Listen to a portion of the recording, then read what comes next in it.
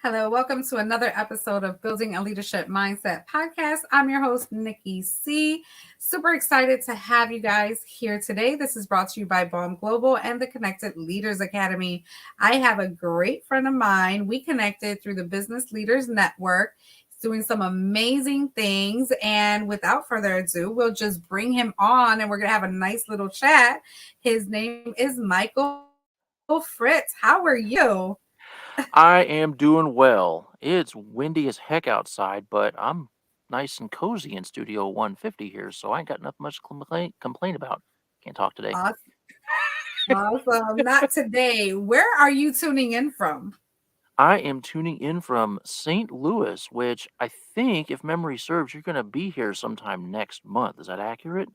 It's not. Unfortunately, I What? will not be there. It's my birthday weekend.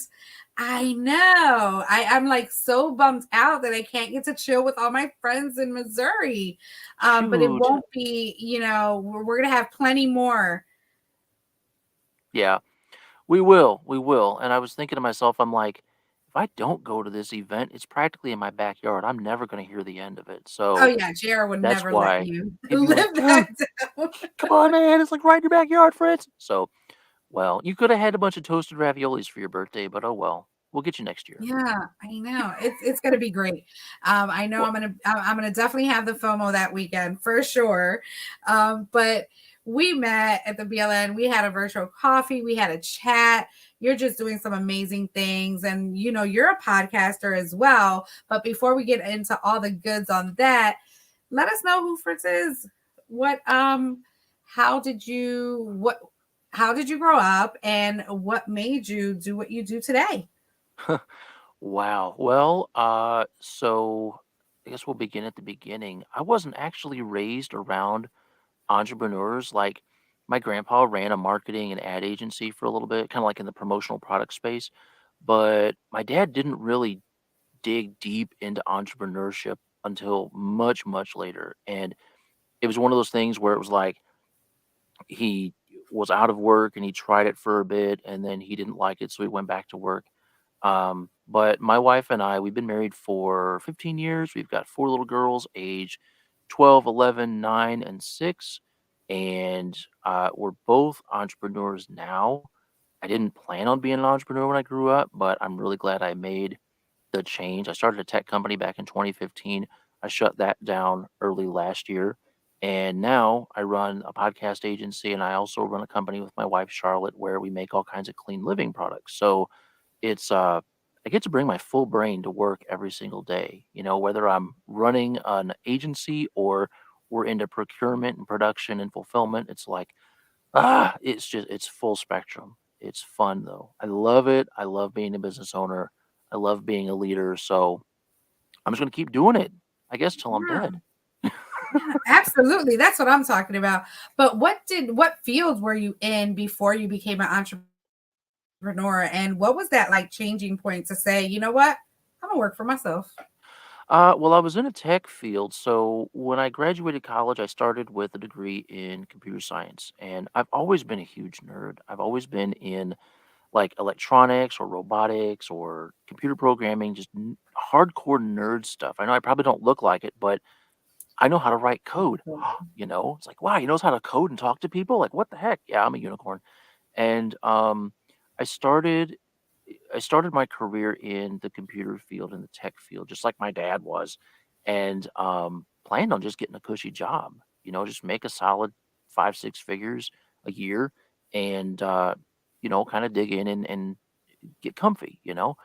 And I started my entrepreneurial journey. I kind of got pushed into it. I'd been thinking about it for a couple years. Well, I should start a business. How hard could it be, right? And I got the push I needed. I got let go. I was a contractor at a place and it was a legacy side of the house. And they said, "Hey, Fritz, it's not personal. We really like you a lot. It's just we have to make cutbacks here. It's affecting everybody." And of course, contractors are the first ones to go. So they're like, shove out of the airplane. And I just jumped into it. I started a company that was doing the same kind of thing I was doing as a contractor, as a consultant, and it just evolved into leadership and software testing and DevOps and all this hardcore nerd stuff, like the nerd stuff I was doing before, but on steroids, and getting employees, doing sales, doing marketing. And I'm like, man, this is hard, you know? But what's kind of cool is during the journey, it's just been steadily more and more challenging. Like, you know how when you play a video game, when you're Mm, starting off, it's like, it's a little harder. Like, you got to kind of level up a little bit. It just, you get a little harder, you get more challenges. It's been like that for me. It's just gotten steadily more and more challenging. It's never been like just an insurmountable, oh my goodness, world ending, body breaking thing. It's like, it's a little harder than it was. It's a little harder than it was before, but you'll make it. So yeah. that's where I'm at now. Level 73 or whatever I'm on. It reminds me, like when you're saying level up, it reminds me of Tetris, which is my favorite game. And you Yeah. know how when you get to a certain level, it starts going a little bit faster and a little bit Mm-hmm. faster after that. But what I love about it is that you get to control that time and how fast or slow you want to go, how much you want to push back, how much you want to bring forward. Mm-hmm. So that's what I love about entrepreneurship. So you took the leap of faith. Sometimes you're just pushed into it. Sometimes you plan it out.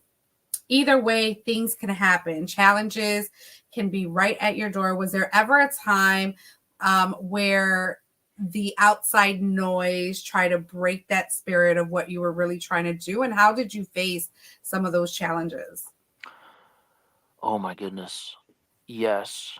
Yes. There were many, many times that I was just brought to the end of myself. And I don't have any problems talking about this on the show. Um, there were some times when I'm like, I don't think I have what it takes to do this. There were some really stressful situations where it just was like you've probably felt this panic before where it just shows up as a hot pressure on your chest and neck and it wakes you up at like freaking 3 in the morning local time. I don't know why it's that time for everybody. It's like, hey, if you're It gonna wake up, is. That's so true. it's 3 a.m. It's like it's the witching hour. But there have been so many times, and I'll tell you, my Christian faith has really brought me through a lot of stuff. It's like anytime I'm feeling this way, I can pray. God doesn't have office hours, and that's freaking Mhm. amazing. 3 a.m. It's like, hey, he's up too, right? But when I can just dig in and say, all right, what is it that I'm really stressed out about? And back when I first started feeling this magnitude of strain, of stress, I didn't have these tools in my toolbox. I was just like, hang on for dear life. Oh my goodness. But eventually I was like, okay, what am I really upset about? Am I actually upset about something that is happening? Or am I imagining that something's going to happen? And usually it Mhm. was the latter. Now, how do I get out of that? Well, maybe I can send that person an email, or even better, maybe I can talk to them, like on a telephone. There's probably a misunderstanding, like what's actually going on here. And knowing that they also are probably going through similar things, and maybe the stresses that they've had happen outside of work, outside of business, it's something else in life. They're bringing it in. And they're like, ah, shoot, Fritz, you're right. I'm sorry. I'm really going through a lot. My wife's upset at me. Got the kids, they're being rapscallions at home. And it's just, I'm sorry I took it out on you. Most of the time, that's what it is. Very rarely is it that somebody's like actually upset at me about something.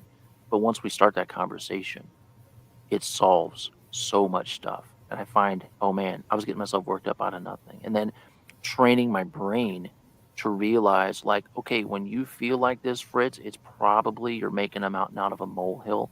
Now, how can you diffuse this situation as quickly as possible?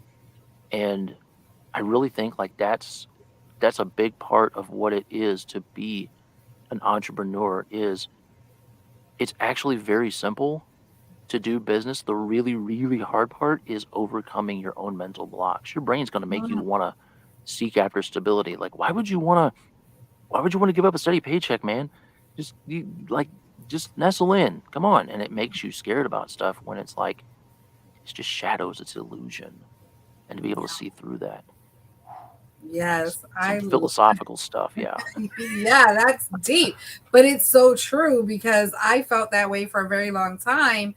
15 years working in the healthcare industry. Love what I did, love who I worked with, had it easy when it came to the quality of work that I was able to produce and people to really believe in me in that space as a subject matter expert. However, there was still no room for me to grow. So when I told my family, like, hey, this is what my plans are, I became a realtor and found out that I didn't like the paperwork really, really quick.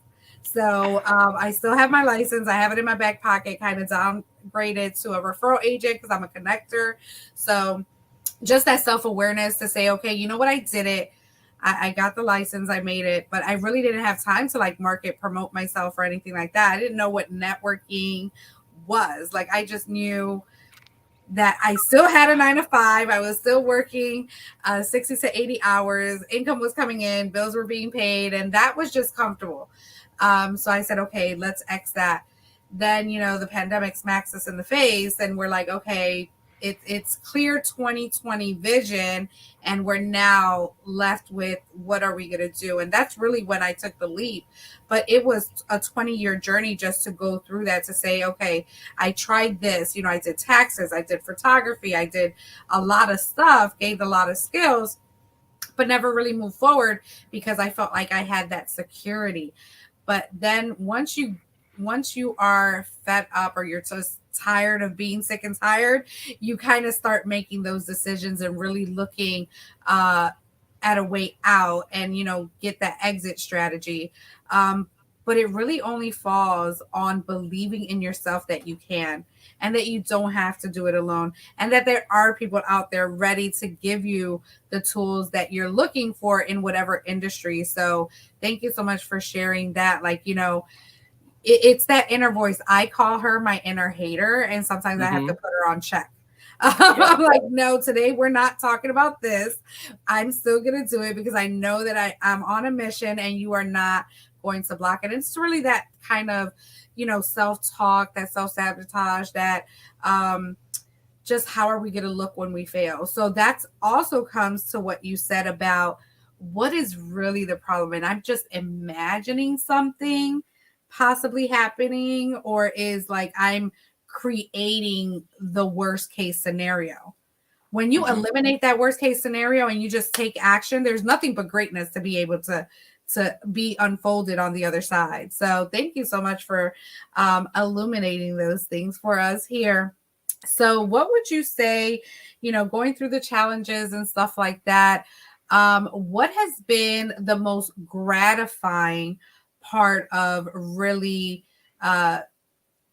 doing what you do today? And then we'll go into what you actually do, you for yourself, and then you and your wife. Sure. Uh, the most gratifying thing is to be able to build something. Every action that you take toward building a business that can run without you is like, whoa. Like when you go through life and you think, I've only got to find jobs, work at companies that are already pre-built and just plug in and come in, show up, do the work, get the paycheck and leave. When you have the option of basically manifesting something out of nothing, you're creating this company ex nihilo and you're able to look back and say, well, dang, I did that. I did that. I did that, and ask it all these different ways and say, yeah, you made that happen. And you leveraged all kinds of relationships. You learned a lot about yourself in the process. And to look at it and say, oh, I'm gonna go do that again. I'm like, how many more can I make? And to just keep building, building, making. I think that's really what is the crux of what it means to be human. It's like, are you creating? Are you crafting? I hang Mhm. around a lot of makers even before becoming an entrepreneur because software developers are kind of a weird breed. I said it, I went on record. I am one. It's okay, I can say it, right?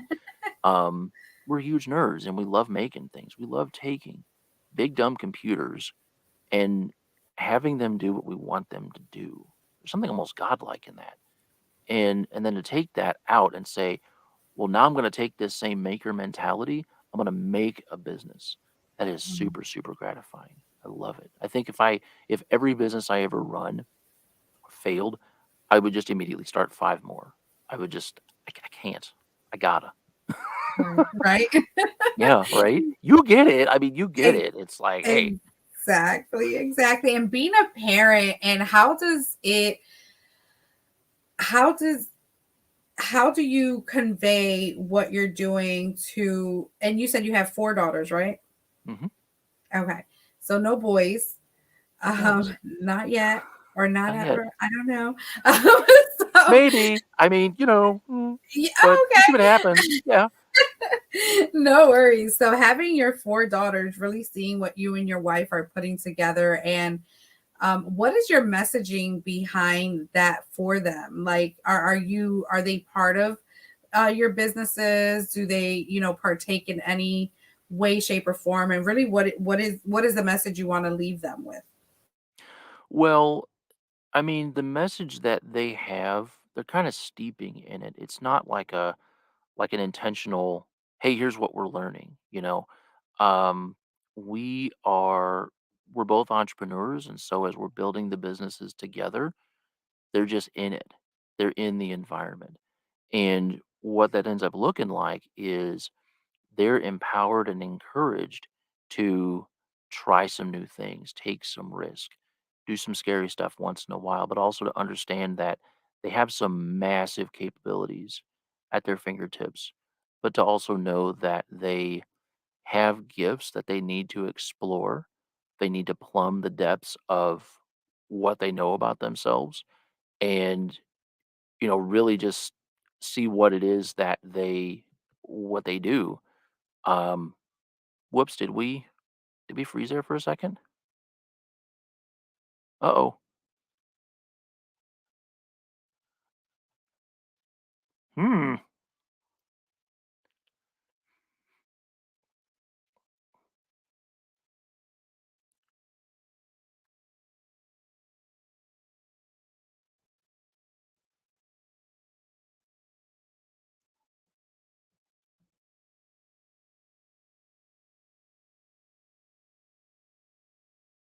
Uh-oh. Oh well. Hey, we're live, so we'll just keep on going. But to answer Nikki's question further, what we teach the girls, and we're also a homeschool family as well, is we're teaching the girls about understanding their gifts at a real deep level, understanding how to work with each other. And they're all different. And yeah, sometimes they fight, but when they know that they're part of a bigger I was gonna say organization, but they're part of a family and they work with each other. And they do help a little bit. So Amelia, she's the 11-year-old, and she's the one that is really, really industrious. She's constantly making things with her hands. And one of the things that she makes is she actually makes these little mic covers for Blue Yeti microphone. Had somebody that bought one the other day, and he was like, "I just got it in the mail. It's amazing." So she's geeking out about that. So I give her a little bit. I give her the full amount that they pay in order to get it. Um, and then for the other company, the one that my wife Charlotte and I have, the girls help with different kinds of production. They help with putting mixing up the blends together, melting everything down, helping everything get uh, uh, blended together and whatnot. But we all work as a team. And I see that Nikki emailed, or not emailed, but she messaged me real quick. Oh, her lights went out. Well, let's see. Well, I am still on. So, do you want me to wrap up or question mark? She says we were on a roll. Yeah, we were on a roll. Um, well, I don't know what to do at this point. It's kind of odd because it's not my show; it's her show. But I think we're probably gonna wrap up here. Yeah, she says, "What do you think?" I think we could probably wrap up. It's not awkward, but is there anything you'd like me to say to the audience while I'm here? And we will have to try again another time. LOL.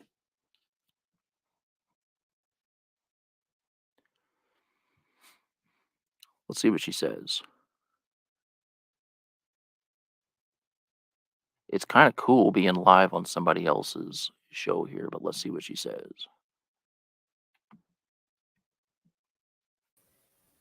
And Nikki is awesome, by the way.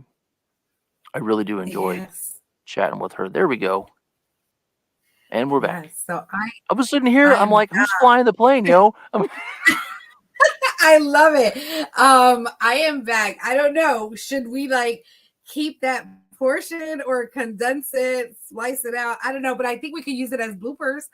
Keep it in. Keep it in. I've actually got a funny Uh, story. If you can indulge me for about 45 seconds, I have a funny story about. Can I share? yeah, absolutely. Let's do Okay. it. So there was one time in this, I had started a podcast not long after COVID had kicked off. And this is back when everybody and their mother was using Zoom. And so it was like super overloaded. Um, I had asked a guy a question and he was in the marketing space, but he was using AI as well. And I said, hey, what do you think the marketing fabric is going to look like in 5 years? I said, I know this isn't a question that was listed in the script, but I'm curious what your thoughts are. And he goes, oh, that's a really good question. And he sits there like this and he is really thinking hard. And after about 30 seconds, I was like, oh, are you frozen? And he was still sitting there like this. And finally he snapped back in and he's like, oh, there you are. I said, oh man. I said, man, I sat here wondering, I'm like, did I break his brain? Like, is he thinking so hard? Like he's been sitting there for 30 seconds. Like, oh, he's frozen. And he said, well, from my point of view, he's like, I saw you when you would ask the question, I started answering. He's like, and you were smiling, and he thought to himself, well, hey, this is good. He's liking what I'm saying, so he's good. So he was answering some more, but he wasn't looking at the camera. And when he was looked up again, I had the same goofy grin on my face, and he's like, okay, that's kind of weird. So I said, I'm gonna leave this in. I said, this is comedy gold, bud. And I left it in. I cut it out to make a teaser out of it for people. I'm like, look at what happens on the show. But that's okay. We're back. Yeah, Did I you miss love it. me? I just had another show the other day too, and some interruption happened, but I like raw. I like authenticity. This is life. This is real life, and it's okay that we can still bounce back. No one's getting hurt. No one's getting lost in the sauce. We are doing life, and this is what you can do as an entrepreneur and make it happen. I love it. We have great stuff here. So I don't know if you answered my question, so I'm just going to ask it again. I did. I And did. then we'll I go did. into I answered it. Well, so and I can sum up here. So basically, we're not like saying, "Okay, girls, we're gonna be entrepreneurs, and this is how." It's like, no, that's just life, you know. And Mhm. basically, what we do as we teach the girls is we want them to understand they each have gifts, and the gifts that they have interface directly with how they relate with other people, and they get to test themselves in like this controlled environment called our family, and they get to figure out how to relate to each other. It's almost like they're practicing. They got to get good at this before they get out in the real world. And um they each help. Like Amelia helps a lot. She does stuff with the podcasting company. She makes these mic covers actually, and she sold one of them. She sold one of them to one of my guests in Florida. And then for the other company, the one that Charlotte and I have, it's all hands on deck. Like I was sharing with the audience before about how they measure out stuff and melt it down, like if we're going to make deodorant or lip balms or something like that. But we were cleaning wool yesterday and the day before. We had a tarp spread out. And we're just picking through it, picking through it. You got to pick all the burrs and the straw and grass and poop out of it and stuff like that. But we use that for dryer balls, and everybody was helping, and it was amazing. It's like we're doing stuff. We work together, but we're figuring out what our gifts are and what our strengths and weaknesses are and how to communicate openly and honestly with each other. And those are the big things. We just have to do that as part of being business owners, but it plays well into raising a family too. love it. I love it. Thank you so much for sharing.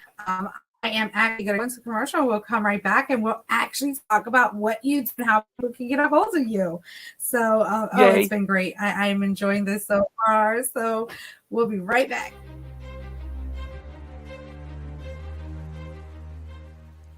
Hi, my name is Jose Escobar, and I'm the founder and CEO of the Connected Leaders Academy.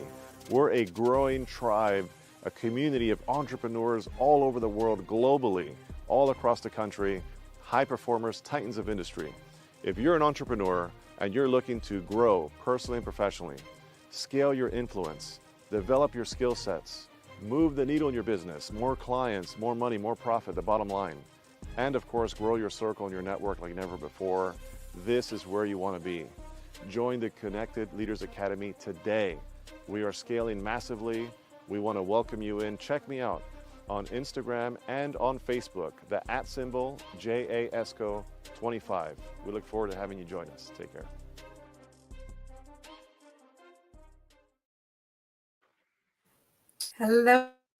Hello, Fritz. Having just a blast. Before I came back on, my lights actually went out for like 2 minutes, and I'm texting him madly, like, "What are we gonna do? Should I snap it out?" He was like, "Well, I'm still on." I said, "Yeah, up," and then I was like, "Oh, it came back on." So here we are, and I just love it. We're just having. Tell us what you do. What I do is I run a full service podcast agency. And what that means is for those of you who have hosted your own show or you have guested on a show, there's a lot of stuff that happens behind the scenes in order to make that happen. There's a ton of stuff that makes the magic happen on this show. And what we do is we offload every single piece of that process, except for the part where like you talk to the person. Like we can't do anything with that. You gotta actually do that part. But we handle the rest of it. We handle finding guests, helping them get screened, helping them get scheduled, editing, publishing, promoting. What do you do with people after you have them on the show? What's the clear call to action? How do you get them into your ecosystem? And when I first started, it was uh, like, how do we automate this process? And it was novel and it's developed into something that is enormous. Like, I'm starting to see now that there's certain people that have a superpower when it comes to conversation. And some of them know that they have it, but not everybody does. But if you do have it, you have the ability to build relationships and rapport at lightning speed. And if you're a business owner, that is something that ties directly to the success of your business is how fast can you build relationships with people and how many of them can you do it with? And we help with that. The other business that I have is one that I run with my wife, Charlotte, and it's called Exactly Zero. And it's named that because we make all kinds of clean lifestyle products, lip balms, sunscreen, bug spray, deodorant, anything that you would use on a day-to-day basis. And that journey got started back in 2012. I had cancer. I'm fine now. Thanks for asking. And it just really scared the crap out of us, honestly. We're like, okay, we got to get better at what we eat and drink, but we got to be careful too what we put on ourselves. And we started making our own deodorant. We made our own lip balm, our own sunscreen. And after a while, I guess Charlotte pulled stuff out of her purse one too many times, and they were like, "What? You make your own, whatever it is? Like, you ever think about selling that as a business? Or you ever think about, you know?" And eventually, they were starting to say stuff like, "You should sell that to me. How much do you want for that?" They were like, "Shut up and take my money." And we're like, "I guess we're gonna start a business." So that's been going since early 2021, and it's been growing like crazy. Like we're getting $900 wholesale orders now, Nikki. It's crazy. Um, but we love That's what we're cool. doing. We're building a legacy. Both businesses are poised to help us be financially and time independent. And I'm excited. I want to build more.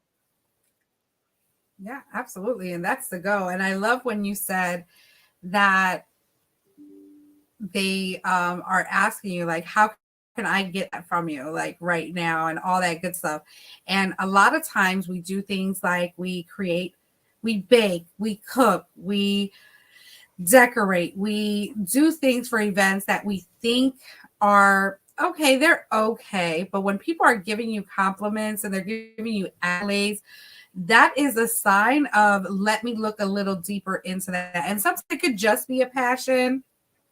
Sometimes it can just be, just something you like or whatever. But if you really take the time to really like sit back and think about, wow, how can I really monetize this? Because people are always going to need an event that they're that they're decorations, that they're going to need a cake. And if those are in your gifts or whatever it is, like you could do any expertise that you're aware of. And what I really share with people is that if you've done it long enough, you can create something out of it for sure. Right. But You you can. have to love it. You have to want it. And again, just pay attention to those clues of people actually giving you those compliments and kind of explore that before you totally dismiss it. So kudos to you guys. That's awesome. Thank So you. exciting. So how can people get a hold of you for the podcast, for everything? A couple different ways. So for the podcast, head over to the website is podcastify.me, and I think you have it. So if you want to put that in the I show do. notes, it's podcastify.me. Actually, you know what? Uh, there's something I just started doing since the last time you and I talked, and right before, like today, I put this up. But if you're interested in attending a webinar, it's going to be on Wednesdays starting March 22nd. I'm going to hold a free webinar that talks about how to start a podcast, how to take it to the next level, and kind of taking a page out of the book you mentioned just now. It's like, what are people asking about? What are they talking about? I ask people, hey, what are some topics that you want to hear about on this webinar? And then I quietly put it together in the background and be like, well, we just happen to be talking about this. Like, zing, it's on demand. So, yeah, stop by podcastify.me. My email is fritz@podcastify.me. So that's a really good way to get a hold of me. And then if you want to check out what Charlotte and I and the girls are doing, head over to exactlyzero.com. That's exactly zero, all one word.com. And you can see what kind of stuff we make. You can look at the list of products and be like, man, they really do make everything. Like, I thought he was just exaggerating. No, we make everything. We make even some things that you probably don't even know you should be using. And we make a natural alternative to it. And it's fun. It's a family owned operation, and our house smells like everything. So you can sample it, buy a bunch of stuff, and be like, wow, this is what the Fritzius house smells like. Yes, yes, lavender and lemongrass and orange and cedarwood and everything. My nose doesn't work anymore, Nikki. It's a good thing that we write our recipes down, because if we were reliant on, like, does this smell right? Probably. Smell. It's in there somewhere. Right? Because you've been so in the senses, scents and stuff like that. Oh wow. So I bet it just smells absolutely lovely and just peaceful. Hmm. Especially so I am super excited. This has been an absolute blast. I tell you, it is just phenomenal. So I can't wait to, have you back on the show. I actually put down the March 22nd date. I will also be on the podcast. You can never know too much, right? It's Right. always a learning experience. Tell us a little bit about how important for someone that's a podcaster or for anyone. Like, do you have coaches yourself on the business side of stuff? Do you actually invest in growth and these networking events that we're usually uh, invited to? Yeah. So it cut out a little bit. So were you asking me, do I have coaching for myself? Is that one of the questions you asked? Yeah. Do you invest in coaching and networking events to grow your business? Oh, absolutely. Yeah.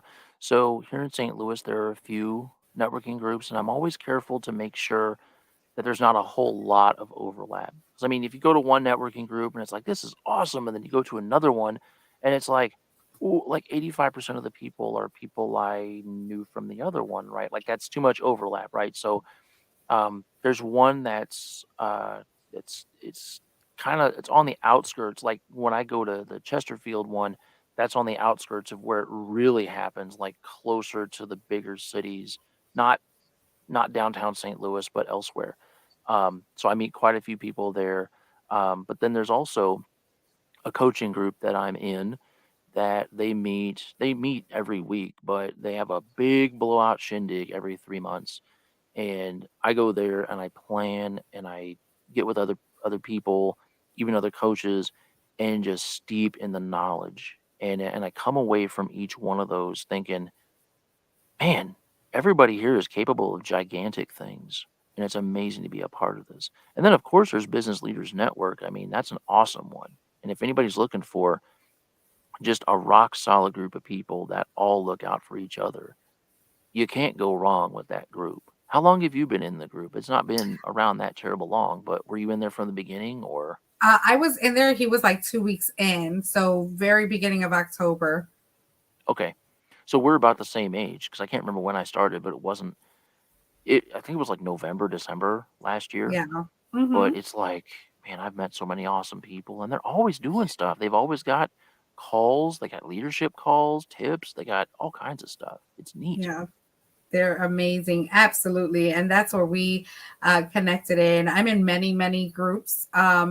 There is some overlap, but there is other opportunities for more people. Each coach and each platform that I'm a part of, I think they have their own different style of coaching and their setup is a bit different.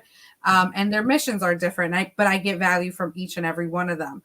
I'm not saying that you have to join everyone, but you have to join a community for sure. If you want to grow, if you want to definitely be a part of something bigger than yourself, you don't have to do this alone. It's very important. I mean, if I didn't get on a coaching call, if I didn't get with BLN and Fritz didn't get with BLN, we would not be on this podcast together because how else would we meet?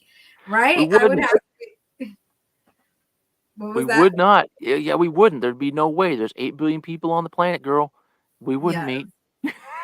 Yeah, and you're in Missouri, I'm in Philly, and it's just amazing what obviously the internet can do for us and joining these networking communities. And then when you go in person, it's even better because I did go to the BLN Live for the December 10th event. I don't think you were there, right? I wasn't there. So we're missing each other. So that means the next one, we both have to be there at the same time. Gotta be there. No matter where it is. It's in the middle of Uganda. We got to make it. Yes, absolutely. Fritz, it was an absolute pleasure to chat it up with you. Any last words for our listeners and what you want them to be left with? There's going to be a segment of people that are thinking about starting a business. And I'm not saying this as a misery loves company type thing, but if you feel that call, answer it. You gotta. There's something special about you that you have that maker's mindset. And it'll probably be one of the hardest things you ever do. And that's okay because the hard things are what sharpen you and strengthen you and really show you your true potential. And then for other people that are in business already and they're probably going through some stuff, it's okay. That's part of the process. The struggle is the goal. It's not meant to sound discouraging, but it's not going to get easier. The struggle is what shapes you into the person that you're destined to become. So lean into it. It's okay to step out and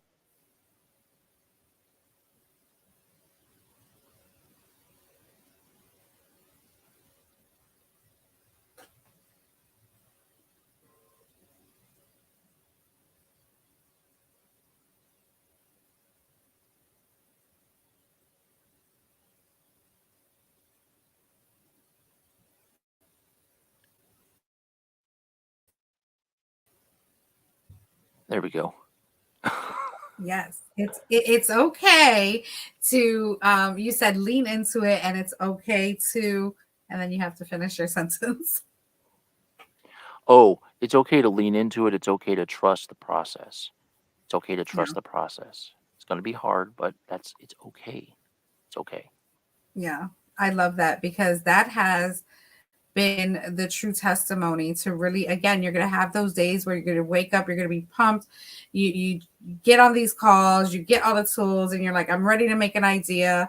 You might share it with someone that would be like, that's okay. Or, they might, question or try to give you advice and different stuff. And then you kind of just shut down and you're like, you know what, forget it. I'm not going to do it.